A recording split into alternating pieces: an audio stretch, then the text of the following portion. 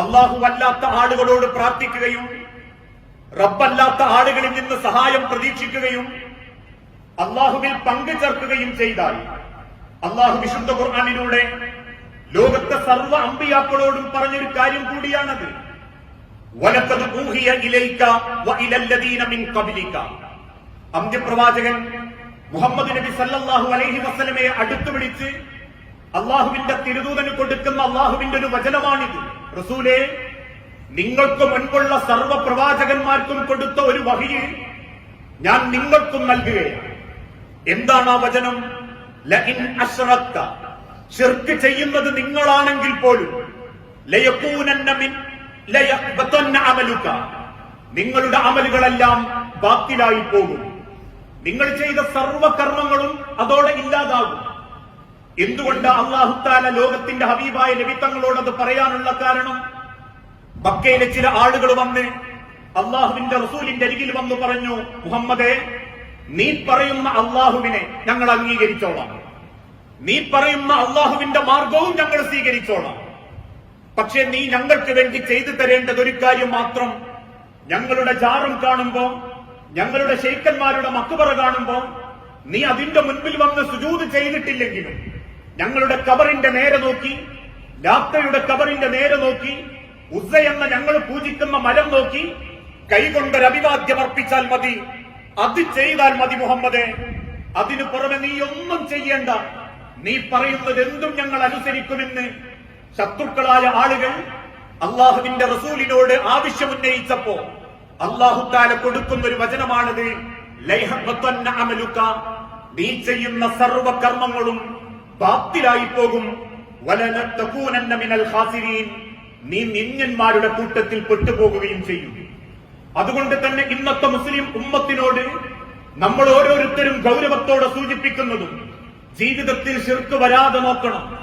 ഇന്ന് പല കോലത്തിലും അള്ളാഹുവിന്റെ തിരുദൂതൻ പഠിപ്പിച്ചതുപോലെ ഇരുട്ടുള്ള രാത്രിയിൽ കറുത്ത പാറക്കുമകളിലൂടെ ഒരു കറുത്ത ഉറുമ്പരിച്ചു വരുന്നത് പോലെ നിങ്ങളിലേക്ക് ശിർക്ക് വരും.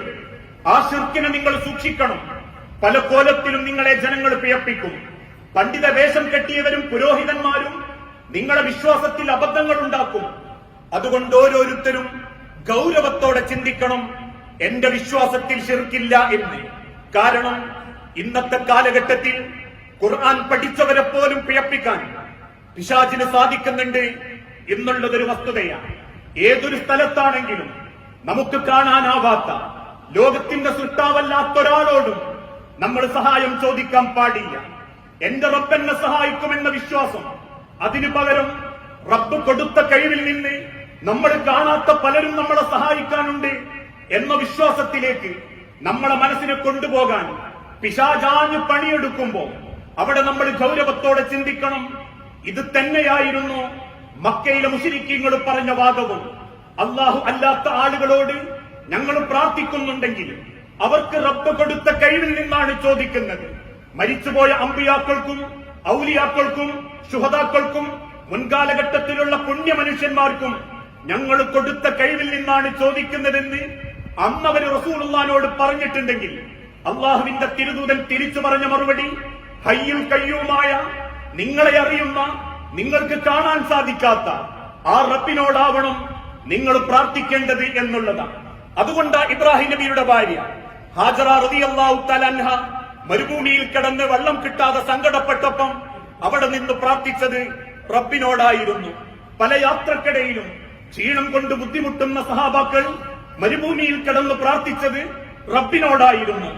ഇന്ന് നമ്മളെ വിശ്വാസികൾക്കിടയിൽ പോലും ഒരു അബദ്ധമുണ്ടാക്കാൻ, ദുർബലമായ വാക്കുകളുടെ പേരിൽ വിശ്വാസത്തിന്റെ കാര്യത്തിൽ ഒരു അക്കച്ചക്കുണ്ടാക്കാൻ പലർക്കും സാധിക്കുന്നുണ്ട് എങ്കിൽ അവിടെ നെഞ്ചത്ത് കൈവച്ച് പറയാൻ സാധിക്കണം, എന്റെ വിശ്വാസപ്രകാരം അല്ലാഹു അല്ലാത്ത, റബ്ബല്ലാത്ത, ലോകത്തിന്റെ സൃഷ്ടാവായ അല്ലാഹു അല്ലാത്ത മറ്റേത് വസ്തുക്കളോട് സഹായം ചോദിക്കുന്നതും അല്ലാഹു നൽകുന്നത് പോലെ നൽകുമെന്ന് വിശ്വസിച്ച് ജാറത്തിങ്കൽ പോയാലും, ജീവിച്ചിരിക്കുന്നവരെ വിശ്വസിച്ചാലും, അവരുടെ മന്ത്രിച്ചൂതുന്ന ഏലസിന് കാത്തിരുന്നാലും, അവരൂതിയ വെള്ളം കുടിക്കാൻ കാത്തിരുന്നാലും, കണ്ണിൽ കാണാത്ത വസ്തുക്കളോട് ചോദിച്ചാലും ലഇൻ അശ്റക്ത, അത് ശിർക്ക് തന്നെയാണ്. ആ വിശ്വാസത്തിൽ ഉറച്ചു നിന്നാൽ ഒരിക്കലും നമ്മളെ പിഴവിലാക്കാൻ പിശാചിന് സാധിക്കുകയില്ല. ആ വിശ്വാസത്തിൽ അബദ്ധം സംഭവിക്കുമ്പോ ശൈത്താൻ പല കോലത്തിലും വേഷം കെട്ടിവരും. മുൻഗാമികൾ അങ്ങനെ ചിലർക്ക് അഭിപ്രായമുണ്ട്, മറ്റു ചിലരങ്ങനെ ചോദിച്ചിട്ടുണ്ട്. അങ്ങനെ അവർക്കുള്ളതിൽ നിന്ന് ആഗ്രഹിച്ച് പറഞ്ഞാൽ അത് അതിലേക്ക് എത്തിക്കൊള്ളണമെന്നില്ല എന്നൊന്നുള്ളൊരു വ്യാഖ്യാനത്തിലേക്ക് നമ്മൾ പോകേണ്ടി വരില്ല. ലഇൻ അശ്റക്ത, എനിക്കെന്റെ റബ്ബ് മതി എന്ന അചഞ്ചലമായ വിശ്വാസം നെഞ്ചിന്റെ ഉള്ളിൽ കൊണ്ടു നടന്നാൽ അതല്ലാത്ത സർവ്വ ദുർബല വിശ്വാസത്തിലേക്കും പോവാനേ പാടില്ല. ആ വിഷയത്തെക്കുറിച്ച് ചർച്ച ചെയ്യാനേ പാടില്ല. കാരണം അള്ളാന്റെ ഹബീബിനോട് അള്ള പറയുന്നത്, റസൂലേ, നിങ്ങൾ ശിർക്ക് ചെയ്താൽ പോലും നിങ്ങളെ അമല് ഞാൻ സ്വീകരിക്കില്ല എന്ന്. അതോടൊപ്പം തന്റെ അമലുകളെ പൂർണ്ണമായും നശിപ്പിക്കുന്ന രണ്ടാമത്തെ ഒരു ഭാഗമാണ് കുഫർ ചെയ്യുക എന്നുള്ളത്. കുഫർ എന്ന് പറഞ്ഞാൽ അറിഞ്ഞ സത്യം മൂടിവെക്കുകയും റബ്ബിനെ നിഷേധിക്കുകയും ചെയ്യുക. ഇന്ന് നമ്മുടെ യുവാക്കൾക്ക് ഉണ്ടായിക്കൊണ്ടിരിക്കുന്ന ചിന്തകളും അതാ. നിരീശ്വരവാദം, യുക്തിവാദം. ആര് റബ്ബ്? റബ്ബകളെ സൊമാലിയയിലെ പട്ടിണി റബ്ബന്റെ മാറ്റാത്തത്, റബ്ബന്റെ ഇതൊക്കെ ചെയ്യുന്നത് എന്നൊക്കെ ചോദിച്ച് മനുഷ്യന്റെ ബുദ്ധിയെ മാത്രം ലക്ഷ്യം വെക്കുന്ന നിരീശ്വര യുക്തിവാദികൾ സമൂഹത്തിൽ പടർന്നുകൊണ്ടിരിക്കുകയാണ്. സോഷ്യൽ മീഡിയകളും ഇന്റർനെറ്റ് ഇൻസ്റ്റഗ്രാമുകളിലൂടെയും നമ്മളെ മക്കളുടെ മനസ്സുകളിലേക്ക് നിരീശ്വരവാദത്തിന്റെ വിത്തുകൾ പാകിക്കൊണ്ടിരിക്കുകയാണ്. അതിനാക്കം കൂട്ടുന്ന നിലയ്ക്ക് മുസ്ലിം സമൂഹത്തിലെ ചില പുരോഹിതന്മാര് ഇല്ലാത്ത കെട്ടുകഥകളും നുണക്കഥകളുമായി ഈ ഉമ്മത്തിനെ കുരുതി കൊടുക്കാൻ തയ്യാറാകുമ്പോ വളരുന്ന തലമുറയിലും കുടുംബത്തിലും മക്കൾക്കും തോന്നിത്തുടങ്ങി, എവിടെ റബ്ബ്, ആര് റബ്ബ്, എന്ത് റബ്ബ് എന്ന ചോദ്യം, കുഫർ നമ്മൾക്കിടയിലേക്ക് വന്നുകൊണ്ടിരിക്കുകയാണ്. മുഅ്മിനായ മുസ്ലിമായ തറവാട്ടിൽ പറന്ന വാപ്പാന്റെ പല മക്കളും ഇന്ന് നിരീശ്വരവാദത്തിലേക്ക് ചേക്കേറാൻ ആഗ്രഹിക്കുന്നു. ആളറിഞ്ഞിട്ടില്ലെങ്കിലും ആ വിശ്വാസം നെഞ്ചിന്റെ ഉള്ളിൽ കൊണ്ടു നടക്കാൻ ആഗ്രഹിക്കുന്നു. അതിനൊരു കാരണം കൂടിയുണ്ട്. നിരീശ്വരവാദിയാണോ പ്രേമിച്ച് നടക്കാം, നിരീശ്വരവാദിയാണോ ഏത് പെണ്ണിനെ ഉപയോഗിക്കാം, യുക്തിവാദിയാണോ പെണ്ണിന്റെ ഡ്രസ് എടുത്തണിയാം, യുക്തിവാദിയാണോ ആണിന്റെ കോലത്തിൽ നടക്കാം, യുക്തിവാദിയാണോ മൂക്കുകുത്താം, മൂക്കിന് കയറിടാം, കണങ്കാലിൽ ചരട് കെട്ടാം, തോന്നിയ മാതിരി തോന്നിയ സൈറ്റ് ജീവിക്കാം. നിരീശ്വരവാദിയാണോ രാത്രി തെരുവിലിറങ്ങാം, ബസ് സ്റ്റാൻഡിലിരിക്കാം, ഞങ്ങൾ individual freedom, my body my choice. ആ ചിന്തയിലേക്ക് നമ്മളെ മക്കൾ എത്തിപ്പെടുന്നുണ്ടെങ്കിൽ അവരോട് പറയണം, മസലുല്ലദീന കഫറൂ ബിറബ്ബിഹിം, തന്റെ രക്ഷിതാവിൽ അവിശ്വസിച്ച് നടക്കുന്ന ആളുകളെ തീർച്ചയായും നിങ്ങളുടെ അഅ്മാലുഹും, നിങ്ങൾ ചെയ്യുന്ന കർമ്മങ്ങൾ, റമാദിൻ, ഒരു കൊടുങ്കാറ്റ് പോലെയായിരിക്കും. ഇസ്തത്തത് ബിഹി റീഹു ഫി യൗമിൻ ആസിഫിൻ ലാ യഖ്ദിറൂന മിമ്മാ കസബൂ, കൊടുങ്കാറ്റിൽ പറന്നു പോകുന്ന വെണ്ണീർ പോലെയായിരിക്കും നിങ്ങൾ ചെയ്യുന്ന അമലുകൾ. അതുകൊണ്ട് കുഫർ അതില്ല എന്ന് ഓരോരുത്തരും ജീവിതത്തിൽ ചിന്തിക്കണം. ഇസ്ലാമിൽ പലതും നമുക്ക് ചെയ്യാൻ സാധിച്ചു കൊള്ളണം എന്ന് നമുക്ക് തോന്നാൻ പ്രയാസമായിരിക്കും. ഉദാഹരണമായി, എനിക്ക് പാട്ട് കേൾക്കാതെ ജീവിക്കാൻ പറ്റൂല എന്നൊരാൾക്ക് തോന്നുന്നുണ്ടെങ്കിൽ അത് ഇസ്ലാമിന്റെ കുഴപ്പമല്ല, അത് ആ വ്യക്തിയുടെ കുഴപ്പമാണ്. അതിനർത്ഥം ഇസ്ലാമിൽ പാട്ട്, സംഗീതം ആസ്വദിക്കാം എന്ന് ന്യായീകരിക്കലല്ല. സംഗീതം ഹറാമാണ്, പക്ഷെ എനിക്കതിലേക്ക് എത്തിപ്പെടാൻ പറ്റാറില്ല. അങ്ങനെ ഒരു മനസ്സോടുകൂടി റബ്ബേ എനിക്കതിനിങ്ങൊരു മനസ്സ് തരണം, ആ വൃത്തികേടിൽ നിന്ന് മാറി നിൽക്കാൻ എന്ന് പ്രാർത്ഥിക്കലാ വിശ്വാസിന്റെ ലക്ഷണം. അല്ലാതെ ആരാ പാട്ട് പാടാത്ത്, ആരാ സംഗീതം ആസ്വദിക്കാത്ത്, എന്റെ ഫോണിലില്ലേ, ഈ കാണുന്ന സിനിമയിലില്ലേ എന്ന് ന്യായീകരിക്കാൻ പാടില്ല. അത് കുഫ്റാ. ആ കുഫ്റാണ് റബ്ബ് പറഞ്ഞതും ഒരു ഹക്ക് ബോധ്യപ്പെട്ടു കഴിഞ്ഞാൽ എനിക്കതിലേക്ക് മാറാനുള്ള ഒരു മനസ്സ് തരണം റബ്ബേ എന്ന് പ്രാർത്ഥിക്കലല്ലാതെ ആരാ ലോൺ എടുക്കാത്ത്, ആരാ പലിശ ഇടപാടാത്ത്, ആരാ ബാങ്ക് പോവാത്ത്, ആരാ KSFന്റെ ചിട്ടി എടുക്കാത്ത് എന്ന് ചോദിച്ച് ന്യായീകരിക്കുന്നതാണ് കുഫർ, സത്യനിഷേധം, റുബൂബിയത്തിലുള്ള നിഷേധം. അതൊരാളുടെ ജീവിതത്തിലുണ്ടെങ്കിൽ അവന്റെ അമലുകളും കൊടുങ്കാറ്റിൽപ്പെട്ട വെണ്ണീരുകളെ പോലെ ആയിപ്പോകുമെന്ന് വിശുദ്ധ ഖുർആനിലൂടെ അല്ലാഹു തആല ഓർമ്മപ്പെടുത്തുന്നു. ഇതല്ലാതെ ഭാഗികമായി നമ്മളെ അമലുകൾ നഷ്ടപ്പെടുത്തുന്ന ചില ദുസ്വഭാവങ്ങളുണ്ട്. അതിലേറ്റവും ഗൗരവത്തോടെ തിരുദൂതൻ പഠിപ്പിച്ചു, അലാ ഉഖ്ബിറുക്കും ബിമാ ഹുവ അഖ്വഫു അലൈക്കും ഇന്ദി മിനൽ മസീഹിദ് ദജ്ജാൽ. മസീഹുദ് ദജ്ജാലിനേക്കാൾ നിങ്ങൾക്ക് വന്നു ചേരുന്ന ഒരു അബദ്ധത്തെ, ഒരു ഭാരത്തെ, ഒരു ഫിത്നയെ ഞാൻ ഭയപ്പെടുന്നുണ്ട്. സഹാബത്ത് ചോദിച്ചു, റസൂലേ, കുൽന, ഞങ്ങളോട് പറ, മസീഹുദ് ദജ്ജാലിനേക്കാൾ ഞങ്ങളെ ബാധിക്കുന്ന ആ വൃത്തികേട് എന്തായിരിക്കും? അള്ളാഹുവിന്റെ തിരുദൂതൻ തിരിച്ചു പറഞ്ഞു കൊടുത്തു, അശ്ശിർക്കുൽ ഖഫീ, നിങ്ങൾക്ക് ഗോപ്യമായ ഒരു ശിർക്ക് വരും. സഹാബത്ത് ചോദിച്ചു, റസൂലേ കുൽന, ഒന്ന് വിശദീകരിച്ചു തരണം, എന്താണ് ആ ഗോപ്യമായ ശിർക്ക് എന്ന് പറഞ്ഞാൽ? അള്ളാഹുവിന്റെ തിരുദൂതൻ പറഞ്ഞു, അരിയാ, ലോകമാന്യത, പ്രകടനപരത, നാട്ടുകാരെ കാണിക്കാനും കുടുംബക്കാരെ കാണിക്കാനും സമൂഹത്തെ ബോധ്യപ്പെടുത്താനും നിങ്ങൾ ചില ഇബാദത്തുകൾ ചെയ്യും. ഞാൻ പറയാറുണ്ട്, പള്ളിയും ആരവങ്ങളും ഒഴിഞ്ഞുപോയപ്പോ ഞാനും നിങ്ങളും നെഞ്ചത്ത് കൈവച്ച് ചിന്തിക്കേണ്ടതും അതാ. ഞാനൊരു ലോകമാന്യതക്കാരനായിരുന്നു. ഒരു മാസക്കാലത്തോളം റബ്ബിന്റെ മുൻപിൽ വേഷം കെട്ടുന്ന വെറും ലോകമാന്യതയുള്ള പ്രകടനപരതയുള്ള ഒരു ദുർബലനായിരുന്നോ ഞാൻ? ആ മാസത്തെ പോലെ എനിക്കൊരു ജമാഅത്തിന് ഇന്ന് വരെ കയറാൻ പറ്റിയിട്ടില്ലെങ്കിൽ, ആ മാസത്തെ പോലെ ഒരു പത്തായത്തോതാൻ എനിക്ക് നേരം കിട്ടിയിട്ടില്ലെങ്കിൽ, ആ മാസത്തിന് ശേഷം ഒരു സുബിഹെങ്കിലും ജമാഅത്തിനെ തന്നെ കൊണ്ട് പറ്റിയിട്ടില്ലെങ്കിൽ, അള്ളാന്റെ ഹബീബ് ഭയപ്പെട്ടത് എന്നിലും നിങ്ങളിലും സംഭവിച്ചിട്ടുണ്ട്. അരിയാ, ലോകമാന്യത, പ്രകടനപരത, ജനങ്ങളെ കാണിക്കാൻ വേണ്ടിയുള്ള ജീവിതം. മറ്റൊരു ഭാഗത്ത് അല്ലാഹുവിന്റെ തിരുദൂതൻ വീണ്ടും പഠിപ്പിച്ചു, നിങ്ങൾക്കുണ്ടാകുന്ന അമലുകളെ നഷ്ടപ്പെടുത്തുന്ന മറ്റൊരു സ്വഭാവമാണ് അസർ നമസ്കാരം ഒഴിവാക്കുന്നവരായിരിക്കും. അള്ളാഹുവിന്റെ ഹബീബായ നബി തങ്ങൾ ഓർമ്മപ്പെടുത്തി, മൻ തറക സ്വലാത്തുൽ അസ്രി, ആരെങ്കിലും അസർ നമസ്കാരം ഉപേക്ഷിക്കുകയാണെങ്കിൽ ഫഖദ് ഹബിത അമലുഹു, അവന്റെ എല്ലാ കർമ്മങ്ങളും അള്ളാഹു നിഷ്ഫലമാക്കി കളയും. അവന്റെ അമലുകളൊക്കെ അള്ളാഹു നശിപ്പിച്ചു കളയും. അസർ നമസ്കാരത്തിന് അവൻ പങ്കെടുത്തിട്ടില്ല എങ്കിൽ, ഇന്ന് അസർ നമസ്കാരത്തിന് എത്ര ആളുകൾക്ക് ആവേശമുണ്ട് എന്ന് നമ്മൾ ചിന്തിക്കണം. മറ്റൊരു ഭാഗത്ത് അള്ളാഹുവിന്റെ തിരുദൂതൻ ഓർമ്മപ്പെടുത്തിയിട്ടുണ്ട്, മുനാഫിക്കീങ്ങളുടെ ഒരു ലക്ഷണം കൂടി അസറിൽ വലിയ ശ്രദ്ധ കാണിക്കില്ല എന്നുള്ളതായിരിക്കും. കാരണം ആ സമയത്തായിരിക്കും പലരും ധൃതിക്കാരാവുന്നത്, പലരും തിരക്കിലാവുന്നത്. അതുകൊണ്ട് അസർ അത് വലിയ സൂക്ഷ്മതയോടെ ചെയ്യുന്നില്ല എങ്കിൽ തീർച്ചയായും ഹബിത അമലുഹു, അവന്റെ എല്ലാ കർമ്മങ്ങളും അള്ളാഹു നശിപ്പിച്ചു കളയും. മറ്റൊരു കാര്യം, ആരെങ്കിലും ജ്യോത്സ്യന്റെ അരികിൽ പോയാൽ, ജ്യോത്സ്യ പ്രവചനങ്ങളിൽ വിശ്വസിച്ചാൽ അവന്റെ അമലുകളും അള്ളാഹു നശിപ്പിച്ചു കളയും. മൻ അതാ അർറാഫൻ, നിങ്ങൾ ഏതെങ്കിലും ഒരു ജ്യോത്സ്യന്റെ അരികിൽ പോയി, അർറാഫ് എന്ന വാക്കിന്റെ നിർവചനം ഗണിച്ചു പറയുന്നവൻ, അറിവുള്ളവനെ പോലെ സംസാരിക്കുന്നവൻ. അത് നീരാളിയാവാം, അത് തത്തയാവാം, അത് മനുഷ്യനാവാം, മറ്റേതെങ്കിലും തരത്തിലുള്ള ഉസ്താദുമാരാവാം, ഔലിയാക്കൾ എന്ന് വേഷം കെട്ടുന്നവരാകാം, മന്ത്രിച്ചൂതി ഏലസ് പോലെ തസ്ബീഹ് മാല കൈവപ്പിടിച്ച് ഒരു ബീവി വേഷം കെട്ടുന്നവളാകാം, ജാറത്തിങ്കൽ ഇരിക്കുന്നവനാകാം, കുടിക്കാതെ നനയ്ക്കാതെ നടക്കുന്ന ഏതോ ഒരുത്തനാവാം. മൻ അതാ അർറാഫൻ, അങ്ങനെ ഭാവി അറിയാമെന്ന് പറഞ്ഞിരിക്കുന്നവന്റെ അരികിൽ നിങ്ങൾ ചെന്നു, ഒരു തമാശക്ക് നിങ്ങൾ ബീച്ചിൽ ചെന്നു, കൂട്ടുകാരെ മുൻപിലിരുന്നു, കൈനോട്ടക്കാരി പെണ്ണു വന്ന് കണ്ണീര് പറഞ്ഞപ്പം കയ്യങ്ങ് നെട്ടിക്കൊടുത്തു. ഓരോന്നോരോന്ന് പറയുന്ന കൂട്ടത്തിൽ നമ്മൾ കളിയാക്കി, ചിലത് നമ്മളെ മനസ്സിൽ കൊണ്ടു. ആ വിശ്വാസം നിങ്ങളിലുണ്ടെങ്കിൽ, തമാശക്കാണെങ്കിൽ പോലും അള്ളാഹു അല്ലാത്തൊരാൾക്ക് നേരെ ഭാവി അറിയാൻ, ജ്യോത്സ്യനറിയാൻ നിങ്ങൾ കൈനീട്ടി കൊടുത്തിട്ടുണ്ട് എങ്കിൽ തീർച്ചയായും ഫസദ്ദഖഹു, അവൻ പറഞ്ഞതിൽ ചിലത് നിങ്ങളെ മനസ്സിൽ പോറിൽ ഉണ്ടാക്കുകയും ചെയ്തു. അതുണ്ടാക്കും, അതാ ശൈത്താന്റെ പണി. കൈ നീട്ടുന്നത് വരെ നിങ്ങൾക്ക് വിശ്വാസമില്ല. കൈ നീട്ടിയപ്പോ കുറച്ചു കഴിഞ്ഞ് ആ വിശദീകരിച്ച കൂട്ടത്ത് പറഞ്ഞു, എന്തോ ഒരു സങ്കടം വരാനുണ്ട്, മേലൊരു രക്തം പൊടിയാനുണ്ട്. ബീച്ചിന്ന് തിരിച്ചു വീട്ടിലേക്ക് പോകുമ്പോ ബൈക്കൊന്ന് സ്കിപ്പായി വീണ് കയ്യും കാലും തോലുപോയപ്പോ ആദ്യം ശൈത്താൻ ചിന്തിപ്പിക്കുന്ന കോലത്തിലുള്ള ചിന്ത എന്തായിരിക്കും അറിയോ? ആ പെണ്ണ് കയ്യോക്കി പറഞ്ഞപ്പോഴേ എനിക്ക് തോന്നിയതാ, അതൊരു പൂച്ച ചാടിയാലും മതി. ഒരു കറുത്ത പൂച്ചയാണെങ്കിൽ വണ്ടി പോയി എവിടെങ്കിലും ഓട്ടോറിക്ഷ കുരഞ്ഞാൽ വീണ്ടും നമ്മളെ മനസ്സ് ചിന്തിക്കും, പൂച്ച ചാടിയപ്പോഴേ ഞാൻ ചിന്തിച്ചതാ. ആ വിശ്വാസം, ആ ദുർബലമായ ചിന്ത നിങ്ങളുടെ ജീവിതത്തിലുള്ള അമലുകളെ ബാത്തിലാക്കി കളയും.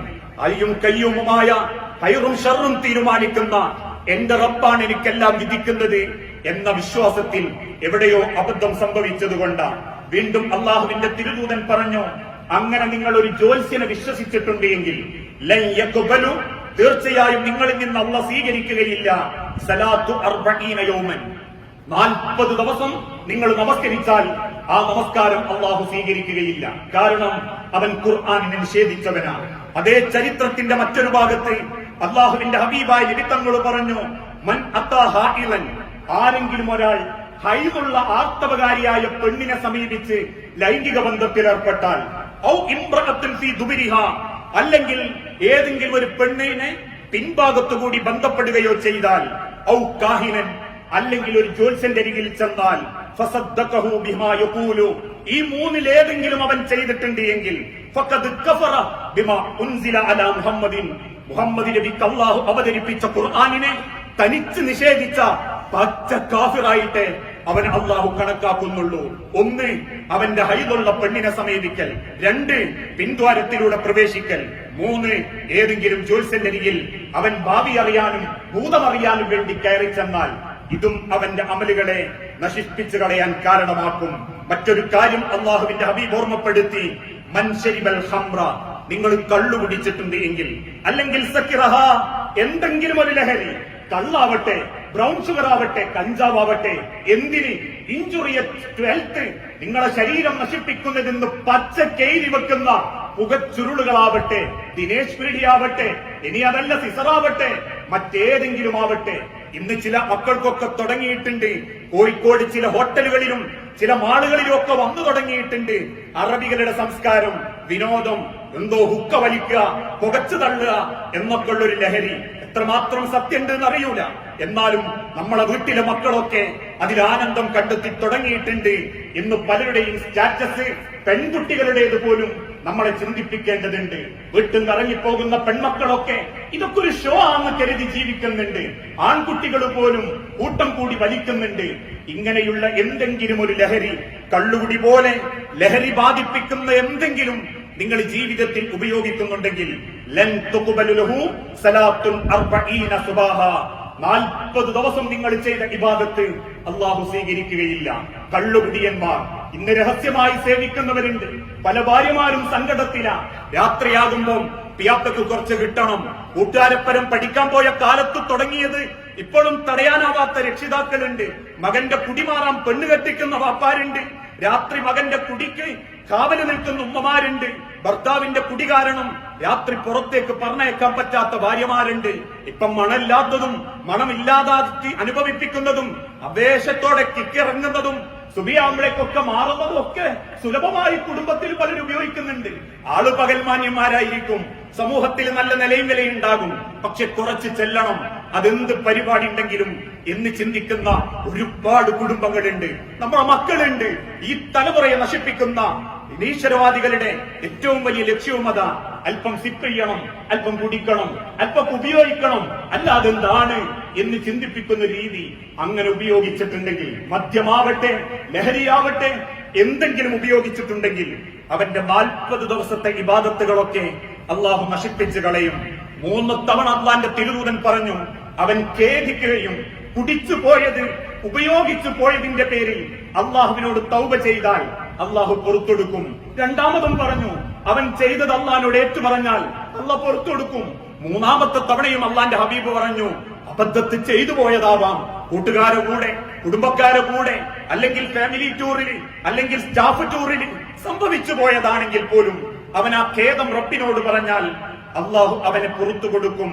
4-ാമതായി തിരുദൂതൻ പറഞ്ഞു, എന്നിട്ടും അവൻ ഒഴിവാക്കുന്നില്ല എങ്കിൽ തീർച്ചയായും അള്ളാഹുവിന്റെ തിരുദൂതൻ വിശുദ്ധ ഖുർആനിലൂടെ പഠിപ്പിച്ചു, അവന് നരകത്തിന്റെ പാനീയം, ഏറ്റവും മോശം പാനീയം അള്ളാഹു അവന് ഖബറിൽ വെച്ച് കുടിക്കാൻ കൊടുക്കും. അത്ഭുതത്തോടെ സഹാബത്ത് ചോദിച്ചു, യാ റസൂലല്ലാഹ്, വമാ റദ്അത്തുൽ ഖബാലി, എന്താണ് ഏറ്റവും മോശമായ പാനീയം? അള്ളാഹുവിന്റെ റസൂല് മുഖം വെറുത്ത് അറപ്പോടെ പറഞ്ഞൊരു വാക്കുണ്ട്, തീർച്ചയായും നിങ്ങൾ ശിക്ഷിക്കണേ, ഉസാറത്തുൻ അഹ്ലിന്നാർ, നരകത്തിൽ കിടന്ന് സങ്കടപ്പെടുന്നവന്റെ വിയർപ്പും രക്തവും ചലവും കൂടിക്കലർന്നതാണ് ആ കള്ളുകുടിയന്മാർക്കും ലഹരി ഉപയോഗിക്കുന്നവർക്കും പടച്ചോൻ കൊടുക്കുന്ന പാനീയം. സഹോദരങ്ങളെ, അതുകൊണ്ട് തന്നെ നമ്മളെ അമലുകൾ ഓരോന്ന് ചെയ്യുമ്പോഴും ഈ ചെയ്യുന്ന സ്വഭാവക്കേടുകളെ കൊണ്ട് എല്ലാം ഇവിടെ തന്നെ നശിച്ചു പോകുന്നുണ്ടെങ്കിൽ അവസാനം കയറി ചെല്ലുന്ന ഖബറിൽ പ്രത്യേകിച്ച് നമുക്ക് ഗുണമുണ്ടാക്കുന്നതൊന്നും നമ്മളെ കയ്യിൽ ഉണ്ടാകാതെ വരും. അതാണ് റബ്ബ് പഠിപ്പിച്ചതും, ആമിലത്തുൻ നാസിബ തസ്ലാ നാറുൻ ഹാമിയ. അള്ളാന്റെ അരികിൽ വരുമ്പോ ഒരുപാട് അധ്വാനിച്ച കണക്ക് അവന്റെ മനസ്സിലുണ്ടെങ്കിലും ഒന്നും ഉപകാരപ്പെടാത്തവനായി അള്ളാഹു അവനെ കണക്കാക്കും. ആ കൂട്ടത്തിൽ പെട്ടുപോകാതിരിക്കാൻ ഇനി അങ്ങോട്ടുള്ള മരണം വരെ, 11 മാസത്തിന്റെ അപ്പുറം കാത്തിരിക്കുന്ന റമദാൻ വരെയല്ല, ഇനി അങ്ങോട്ടും മരണം വരെ നേടിയെടുത്ത വിശുദ്ധിയും അമലുകളും നഷ്ടപ്പെട്ടു പോകാതിരിക്കാൻ ഈ സ്വഭാവങ്ങളൊന്നും നമ്മളിലില്ല എന്ന് ഓരോരുത്തരും ജീവിതത്തെ ചിട്ടപ്പെടുത്തി സ്ഥാപിക്കേണ്ടതുണ്ട്. അങ്ങനെ ചിന്തിക്കുന്ന യഥാർത്ഥ മുഅ്മിനീങ്ങളിൽ അല്ലാഹു നമ്മളെ എല്ലാവരെയും ഉൾപ്പെടുത്തി അനുഗ്രഹിക്കുമാറാകണം.